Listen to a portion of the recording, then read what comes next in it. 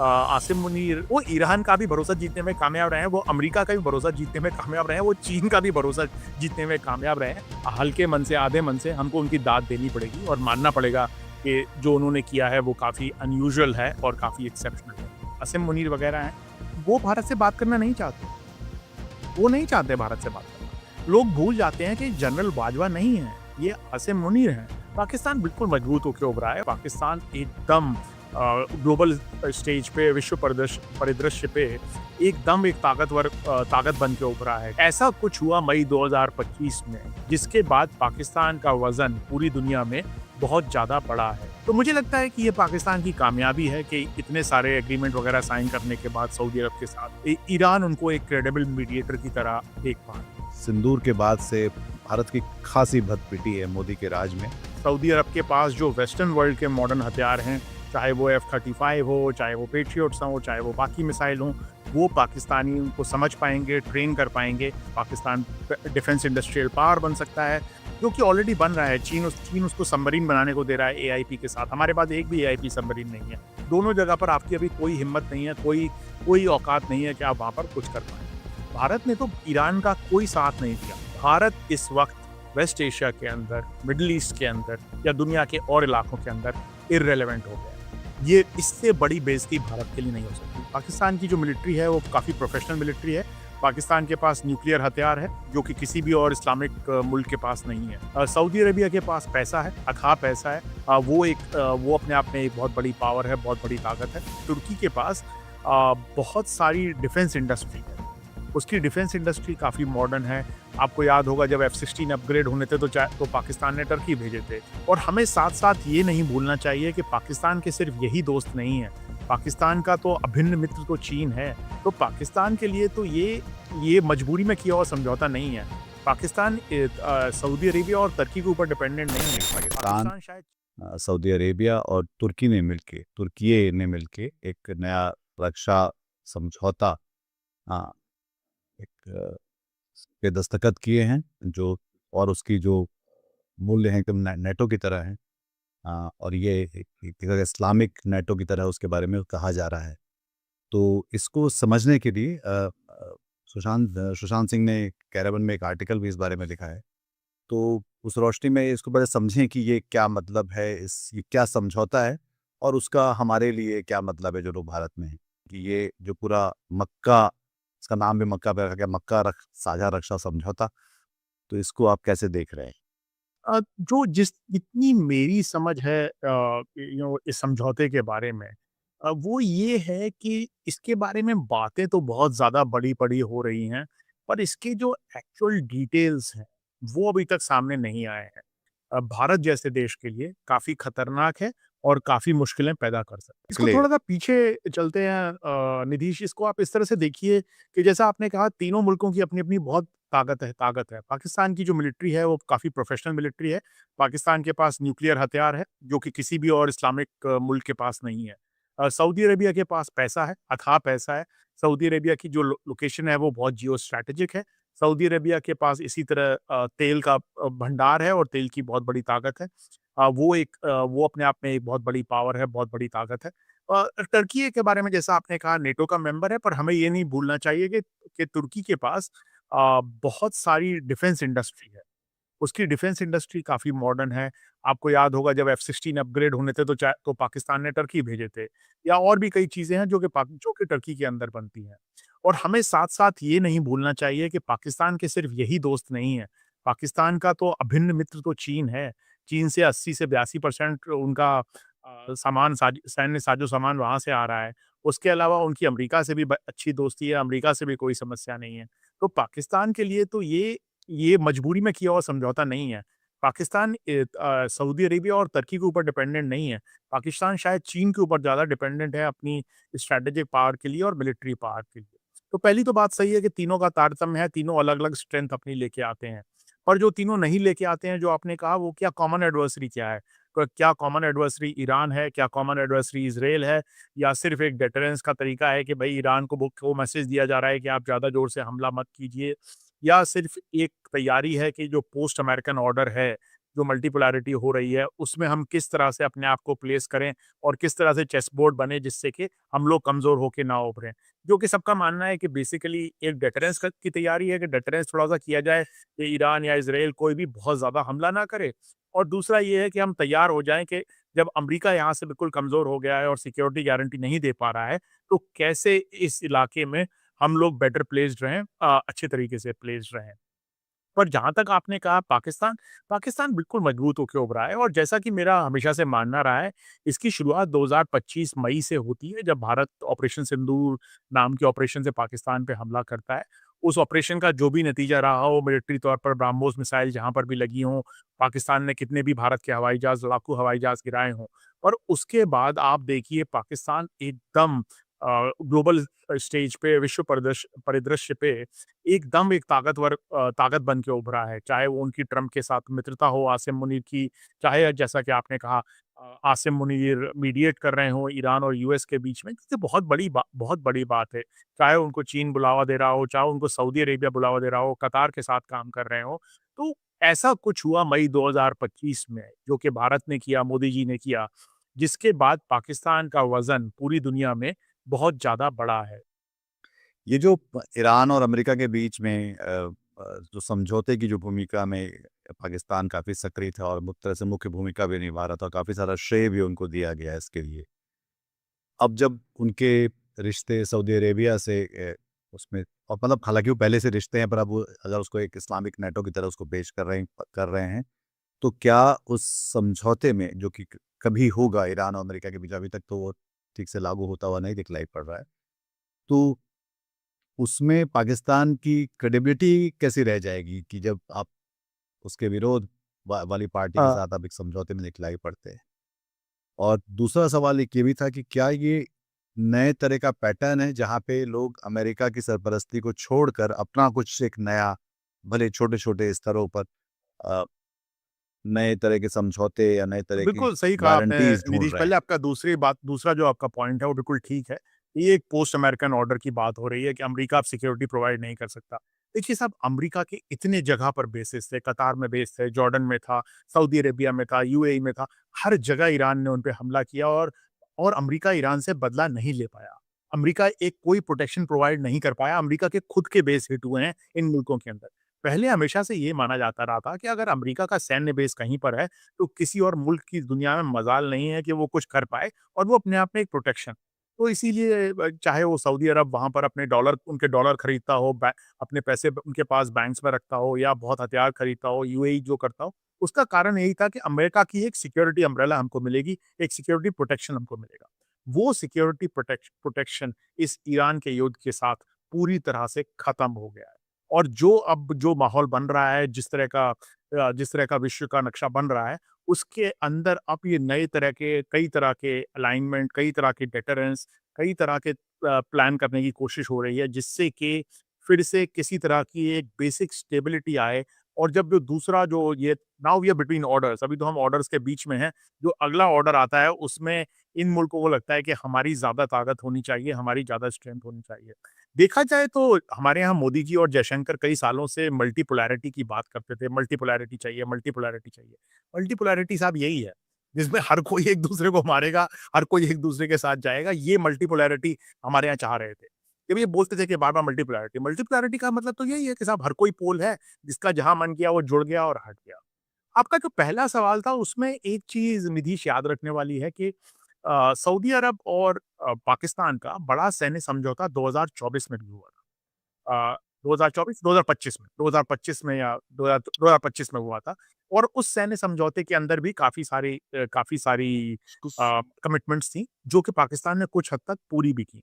उसके बाद जब ईरान की तरफ से हमला होता है सऊदी अरब अरब पे, तो ऐसा नहीं हुआ पाकिस्तान वहाँ गया। और पाकिस्तान ने पहला जो युद्ध विराम होता है, उसके बाद अपने आपको याद होगा अपने लड़ाकू जहाज़, अपनी कुछ ब्रिगेड वगैरह वहाँ पर सऊदी अरब में डिप्लॉय की थी। शायद ये मैसेज देने के लिए ईरान को कि आप उन पर हमला ना करें। तो उसके बावजूद भी वो एक मीडिएटर की तरह एक्ट कर पा रहे थे।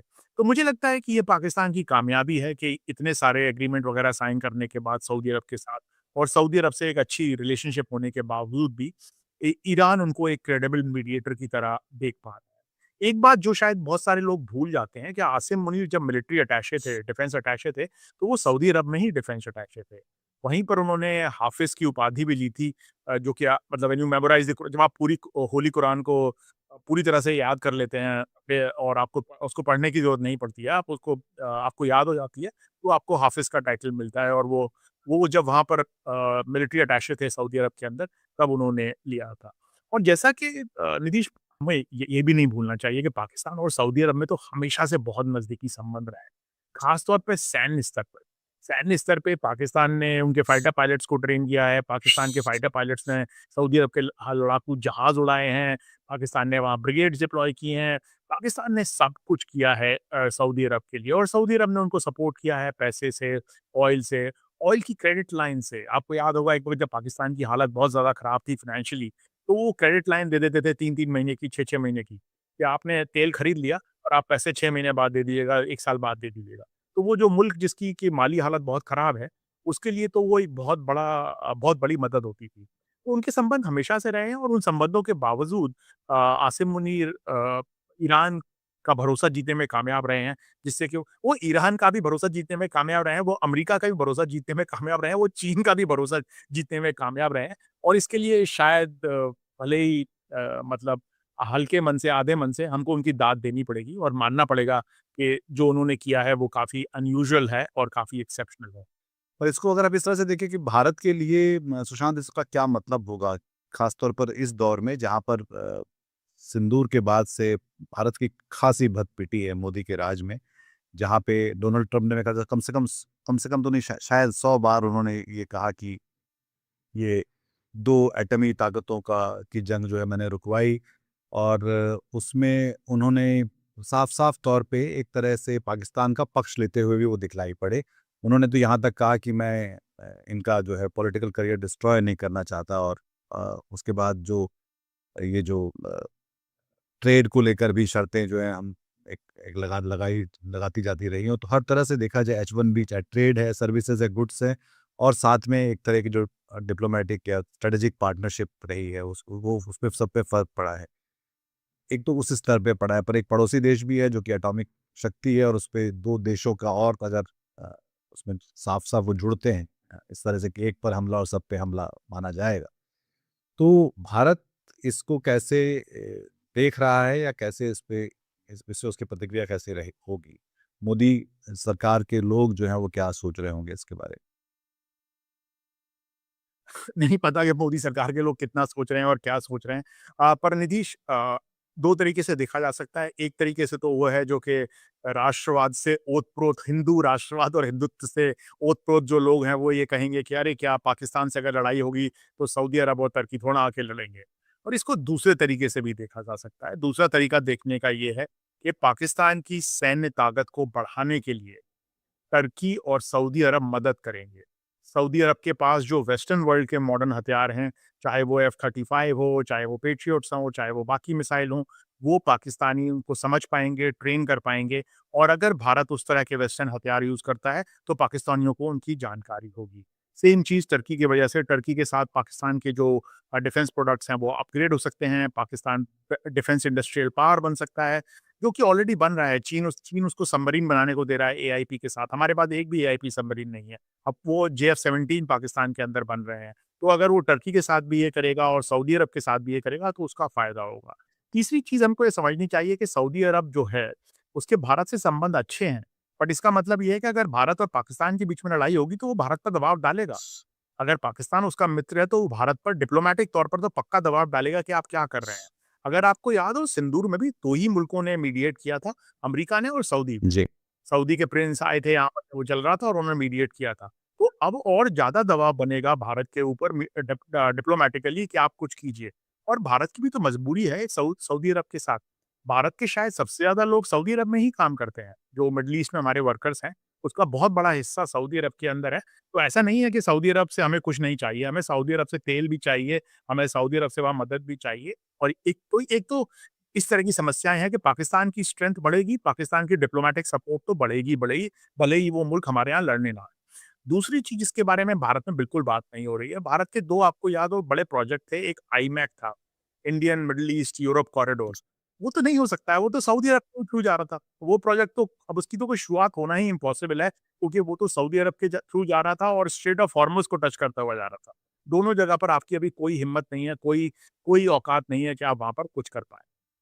तीसरी जो हमारी चीज़ थी, जो हमारा दूसरा जो था क्वाड जिसको बोल रहे थे लोग, दूसरे तरह का क्वाड I2U2। अब तो I2U2 होता नहीं दिख रहा है। India, Israel, United Arab Emirates और यूनाइटेड स्टेट्स।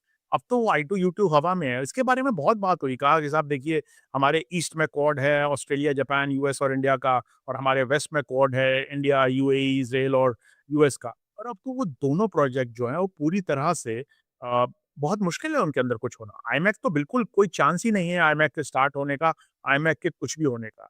और इसको अगर आप थोड़ा पीछे हट के देखेंगे तो इसकी बड़ी वजह है भारत ने किन ताकतों का समर्थन किया है पिछले कुछ वर्षों में मोदी सरकार ने मिडल ईस्ट के अंदर, मध्य पूर्व के अंदर। इज़राइल का भारत पूरी तरह से इज़राइल के साथ रहा है। चाहे गाज़ा पे जो हमला हुआ हो, चाहे लेबनान पे कुछ हो रहा हो, चाहे इज़राइल ने ईरान पे अटैक किया हो, भारत ने तो ईरान का कोई साथ नहीं दिया। और दूसरा भारत ने जिसका मदद की है वो या साथ दिया है वो यूएई है। तो संयुक्त अरब अमीरात का साथ दिया है। इनके अलावा किसी और का साथ नहीं दिया है और भारत ने पूरी तरह से दर्शाया है कि हम इनके साथ हैं। देखिए, मेरा कहने का मतलब ये नहीं है कि आप इज़राइल से बिल्कुल संबंध तोड़ लें और इज़राइल को बोलें कि आप भाग जाइए।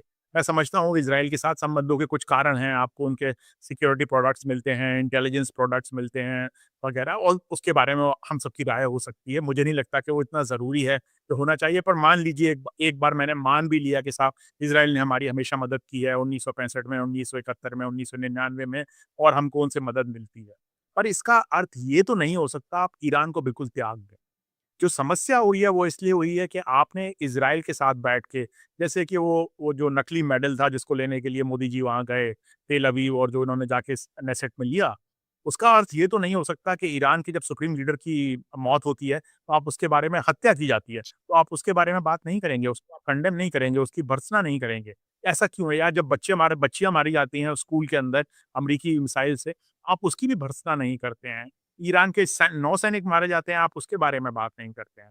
आपने एक तरह से अपने आप को एक साइड पर खड़ा कर दिया है कि हम इज़राइल के साथ हैं, हम यूएई के साथ हैं। आपने अपने बाकी जो संबंध हैं, बाकी मुल्कों के साथ उस इलाके में, उनको कमज़ोर किया है। और इसका नतीजा क्या हुआ है, जैसा आपने निधीश कहा, इसका नतीजा ये हुआ है, एक तो होता है कि आप एब्सेंट हैं किसी जगह से, आप मौजूद नहीं हैं। दूसरा है कि आप इर्रेलेवेंट हैं। भारत इस वक़्त वेस्ट एशिया के अंदर, मिडल ईस्ट के अंदर या दुनिया के और इलाकों के अंदर इर्रेलेवेंट हो गया है। ये इससे बड़ी बेइज़्ज़ती भारत के लिए नहीं हो सकती। एक तो है कि आप डेलिबरेटली चूज़ करते हैं कि मैं एब्सेंट रह रहा हूँ, मैं यहाँ पर मुझे नहीं फँसना है, मैं यहाँ से बाहर रहना चाहता हूँ, वो नहीं है। मोदी जी और जयशंकर और डोवल चाहते हैं, वो बार-बार सऊदी अरब भी जाएँगे, यूएई भी जाएँगे, इज़राइल से भी बात करेंगे, ईरान को भी, वो चाहते हैं कि उनके ऊपर लाइमलाइट आए और हम कुछ कर पाएँ। पर आपकी इतनी खराब हालत है इस वक़्त कि आप एब्सेंट ही नहीं, इर्रेलेवेंट हैं।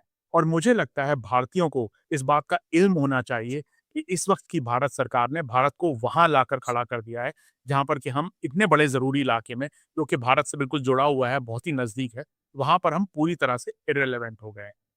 नीतीश, इससे पहले एक और चीज़ कहूँगा, जो आपने सवाल कहा था अमेरिका का और भारत का, उसमें मेरी हमेशा से राय रही है कि देखिए, अमेरिका और भारत के जो पिछले 25 साल के संबंध थे, वो 3 पिलर्स पे टिके हुए थे, 3 खंभों पर टिके हुए थे। पहला खंभा था स्ट्रैटेजिक, जिसको कि चाइना बोल लीजिए, इंडो पैसिफिक बोल लीजिए, ये था। अमेरिका का मानना था कि चीन का मुकाबला करने के लिए भारत की ज़रूरत है और भारत हमें मदद करेगा चीन से मुकाबला करने के लिए। दूसरा खंभा था, जैसा आपने कहा, ट्रेड एंड टेक्नोलॉजी का, कि ट्रेड होगा जिसमें कि भारत ज़्यादा सामान बेचेगा, अमेरिका कम बेचेगा, और टेक्नोलॉजी अमेरिका भारत को देगा। और तीसरा था पीपल टू पीपल कॉन्ट्रैक्ट का, लोगों का आपस में जुड़ाव, H1B, students, visas, J1 visas, whatever, citizenships, ये सारे तीनों पिलर होंगे। ट्रंप के अंदर वो तीनों पिलर टूट चुके हैं। स्ट्रैटेजिक पिलर तो खत्म हो ही गया, ट्रम्प साहब ने जाके बोल दिया चीन के अंदर कि हम G2 हैं, तो भारत की तो कोई वक़्त है नहीं उसके बाद, जब वो G2 बन गए, तो भारत की कोई ज़रूरत नहीं है। उन्होंने ट्रेड पे जो टैरिफ, जैसा आपने कहा, 100% टैरिफ, रशिया के नाम पर टैरिफ, उसके नाम पर टैरिफ आप लगाए जा रहे हैं। टेक्नोलॉजी ट्रांसफर, ट्रम्प साहब ने साफ मना कर दिया, किसी तरह की टेक्नोलॉजी नहीं आएगी। आपको पता ही है, हवाई जहाज़ के इंजन की टेक्नोलॉजी देने से F414 इंजन की टेक्नोलॉजी नहीं दे रहा है। और वो वैसे भी ट्रम्प का मानना है कि टेक्नोलॉजी अमेरिका को किसी भी मुल्क को नहीं देनी चाहिए, तो भारत को भी नहीं मिल रही। तीसरा पिलर जो था पीपल टू पीपल, उसके बारे में आपने कहा ही है, J1 है, H1B है, वो पूरी तरह से खत्म कर दिए गए। स्टूडेंट्स के नंबर कम हो गए, नौकरियाँ नहीं मिल रही हैं, पैसा बढ़ा दिया आपने। इसमें से ट्रम्प साहब के जाने के बाद भी जो पहला पिलर है, पहला खंभा है, वो ठीक हो सकता है कि आप बोलें कि चीन से अमेरिका का अगला राष्ट्रपति बोले कि चीन के साथ हमारी समस्या है और हम भारत को फिर प्रमोट करना चाहते हैं। पर जो 2 बाकी खंभे हैं, वो इतनी जल्दी रिकवर नहीं करेंगे। और आई थिंक इस बात का इल्म, इस बात का रियलाइज़ेशन भारत को अभी भी मुझे नहीं लगता कि नई दिल्ली के अंदर लोगों को है। कि इन 3 पिलर में से 2 पिलर बहुत बुरी तरह ध्वस्त हुए हैं। 1 पिलर बहुत जल्दी इरेक्ट हो सकता है, बाकी दोनों पिलर इरेक्ट नहीं होंगे क्योंकि उनका अमरीकी समाज और अमरीकी राजनीति से के अंदर जुड़ाव है, जो कि चाहे वो इमिग्रेशन की पॉलिसीज़ हों, चाहे वो ट्रेड और टेक्नोलॉजी की पॉलिसी हों, उनके अंदर समाज के अंदर बदलाव आया है, समाज ने कुछ सोचा है, जिसकी वजह से ट्रम्प साहब कर पा रहे हैं वो चीज़ें। तो स्ट्रैटेजिक पिलर चेंज हो सकता है, सामरिक पिलर बदल सकता है, पर बाकी दोनों पिलर शायद इतनी आसानी से नहीं जुड़ पाएँगे और इसलिए भारत वापस अमेरिका के साथ उस स्तर पर नहीं जा पाएगा, जहाँ पर पहले था। बहुत से भारतीयों को लगता है कि ट्रम्प जाएँगे और भारत और अमेरिका के संबंध फिर से ऊपर ऊँची स्विंग पे जाएँगे और सब लोग झूले पर झूलने लगेंगे। ऐसा मेरा मानना है कि ऐसा नहीं होगा, वो समय जा चुका है। अब एक नया समय आएगा, उसमें एक नए तरीके से आपको संबंध विकसित करने पड़ेंगे और उसमें वो वक़्त वापस नहीं आएगा जो पहले था। सुशांत, इसमें आखिरी सवाल जो मैं पूछना चाह रहा था वो ये था कि इस बीच भारत में सरकार तो पता नहीं क्या सोचती है पाकिस्तान को लेकर, पर राष्ट्रीय स्वयंसेवक के लोग हैं जो मोहन भागवत भी और उसबारे साहब भी, वो दोनों ये बात कह रहे हैं कि पाकिस्तान से हमको अब बातचीत करनी चाहिए।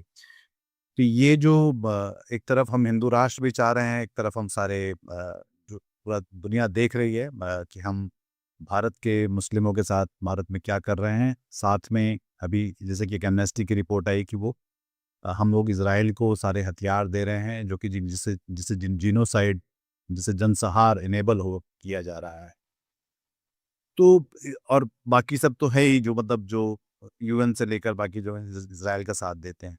तो ये भारत और पाकिस्तान के बीच के रिश्तों को आगे बढ़ाने की जहाँ इस तरह से बात हो रही है, क्या उसकी ऐसी कोई गंभीरता, ज़रूरत तो शायद है, पर क्या गंभीरता दिखलाई पड़ती है या इसके बारे में कुछ सोच है?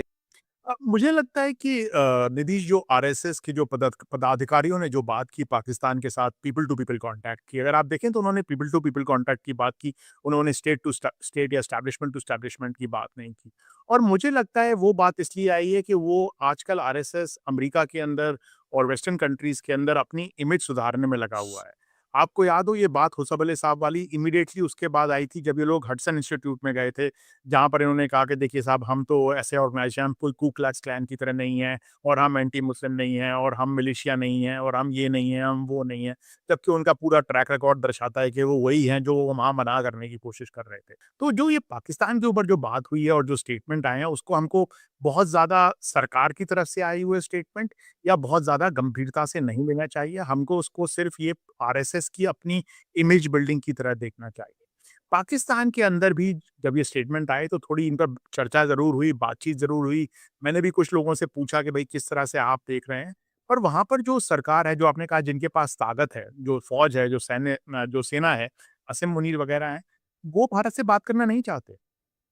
वो नहीं चाहते भारत से बात करना। लोग भूल जाते हैं कि जनरल बाजवा नहीं है, ये आसिम मुनीर हैं और इनका नज़रिया ऑप सिंदूर के बाद बिल्कुल दूसरे तरीके का है देखने का। आपने वो वेस्ट एशिया की तरफ देख रहे हैं, वो अमेरिका की तरफ देख रहे हैं, वो बाकी जगह देख रहे हैं। आपने एक भी स्टेटमेंट नहीं देखा होगा पाकिस्तान की तरफ से कि चलिए भाई पीस की बात करते हैं, आपसे अलग बात करते हैं, नहीं है। वो कह रहे हैं कि हमको पता है कि हमारा इनके साथ मेल नहीं बनेगा और हम अपना काम करते हैं। जहाँ तक बात करने की बात है, देखिए आपको बात तो पाकिस्तान में सबसे करनी पड़ेगी। आपको बिज़नेस टाइज़ डेवलप करनी चाहिए, आपको people to people ties develop करनी चाहिए, जिससे कि ट्रस्ट रीबिल्ड हो। आपको टूरिज़्म अलाउ करना चाहिए, आपको रिलीजियस टूरिज़्म अलाउ करना चाहिए, मिलिट्री से बात करनी चाहिए, पॉलिटिकल लीडरशिप से बात करनी चाहिए, बाकी पॉलिटिकल पार्टी से बात करनी चाहिए। पर हम तो साहब करतार साहिब गुरुद्वारे में नहीं जाने दे रहे हैं लोगों को। हम तो बिल्कुल ही हमने बैन कर रखा है। हर तरह से रोका बिल्कुल। हुआ है। और मुझे लगता है उसके पीछे एक आरएसएस का वर्ल्ड व्यू है, एक बहुत बड़ा कारण है। वो नहीं चाहते कि नीतीश मेरे जैसे लोग, आप जैसे लोग और जो बाकी लोग हैं, पाकिस्तानियों को इंसानों की तरह देखें। पाकिस्तान भी वही हमारी तरह इंसान है, उनके यहाँ भी वही समस्याएँ हैं, उनके यहाँ भी वही लोग 2 वक़्त की रोटी नहीं कमा पा रहे हैं, उनके यहाँ भी बच्चे हैं, पढ़ नहीं रहे हैं, बच्चे माँ-बाप से बदतमीज़ी कर रहे हैं या बच्चों को नौकरी नहीं मिल रही है, सेम समस्याएँ हैं, सेम प्रॉब्लम्स हैं। ये नहीं है कि वो हर वक़्त भारत के खिलाफ स्टैंड कर रहे हैं कि बस हर पाकिस्तानी ये चाहता है कि भारत के ऊपर बम गिर जाए और टेरर अटैक हो जाए और वो कोई रैबिड इस्लामिस्ट हर व्यक्ति ऐसा नहीं है। जब आप तो बेसिकली ये डिनाई करने की कोशिश है कि आप इंसानों की तरह ना देखें पाकिस्तानियों को, आप कोक स्टूडियो ना देखें, बिल्कुल। आप पाकिस्तानी ब्लॉगर को ना क्रिकेट सुनें, ना खेलें उनके पाकिस्तानी साथ। कल्चरल चीज़ों को ना देखें, क्रिकेट ना खेलें, आप बिल्कुल उनको डिमोनाइज़ कर दें जिससे कि आपके लिए बहुत देन आसान हो जाता है जो हिंदुत्व का आइडिया है, नेशनलिज़्म का, उसको प्रमोट करना, उस सुप्रीमेसी को प्रमोट करना। तो इसलिए मुझे लगता है कि पीपल टू पीपल कॉन्टैक्ट इस राज में, इस सरकार के राज में होना बहुत, बहुत ही ज़्यादा मुश्किल है, अनलेस कि इतना ज़्यादा दबाव अमेरिका से या विदेशी मुल्कों से आए। क्योंकि जैसा कि आपने देखा है, अमेरिका से ज़रा-सा दबाव आता है तो मोदी जी एकदम झुक जाते हैं। जैसा मैं कहता हूँ अंग्रेज़ी में जो कहते हैं कि when the US says jump, Mr. Modi's answer is how high? बस तो वो मतलब ये हालत है इनकी तो दो द इस हालत में आपको पता है कि अगर विदेश से दबाव आएगा, पश्चिम से दबाव आएगा, अमेरिका से दबाव आएगा तो कुछ भी कर लेंगे ये लोग। अदरवाइज़ अपनी तरफ से अगर ये अपनी आइडियोलॉजी जो इनकी है उस आइडियोलॉजी से अगर कमिटेड रहे तो मुझे नहीं लगता कि पाकिस्तान के साथ इस तरह का पीपल टू पीपल कॉन्टैक्ट होने की कोशिश रहेगी। जी।